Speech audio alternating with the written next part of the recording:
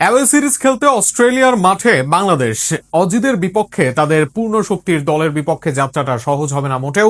তবে এই সিরিজে নিজস্ব ট্রাম্প কার্ড পাবে বাংলাদেশ।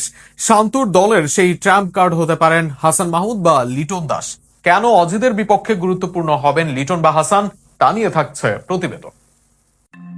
অস্ট্রেলিয়ার মাটিতে খেলতে নামা যে কোনো দলের জন্যই বড় চ্যালেঞ্জ, আর প্রতিপক্ষ যদি হয় পূর্ণ শক্তির অস্ট্রেলিয়া, তাহলে সে লড়াই আরো কঠিন হয়ে যায়। গতি, বাউন্স আর নিজেদের কন্ডিশনের সুবিধা কাজে লাগিয়ে অজিরা সবসময়ই ভয়ঙ্কর। তাই এই সফরে বাংলাদেশকে শুধু ভালো ক্রিকেট খেললেই হবে না, নিজেদের সেরাটাও উজাড় করে দিতে হবে। তবে কঠিন এই মিশনে অধিনায়ক নাজমুল হোসেন শান্তর হাতে এমন দুটি অস্ত্র আছে যারা ম্যাচের মোড় ঘুরিয়ে দিতে পারেন। ব্যাটিং এ যেই কাজটা থাকবে লিটন দাসের উপর, আর বোলিং এ ট্রাম্প কার্ড হতে পারেন হাসান মাহমুদ। লিটন দাসের নামটি প্রথমে আসার কারণ অস্ট্রেলিয়ার কন্ডিশনে তার ব্যাটিং স্টাইল বেশ কার্যকর হতে পারে। বাউন্সি উইকেটে অনেক ব্যাটারি সমস্যায় পড়লেও লিটনের ব্যাকফুট খেলা এবং টাইমিং সবসময় তার বড় শক্তি।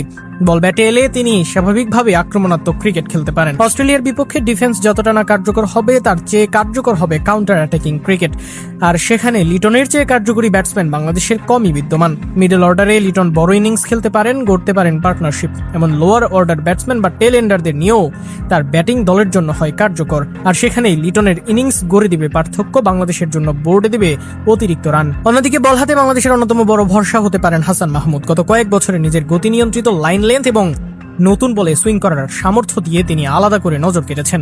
বিশেষ করে নতুন বলে উইকেট তুলে নেয়ার ক্ষমতা তাকে বাংলাদেশের অন্যতম গুরুত্বপূর্ণ পেসারে পরিণত করেছে। তবে হাসানকে নিয়ে আলোচনা অন্য কারণে।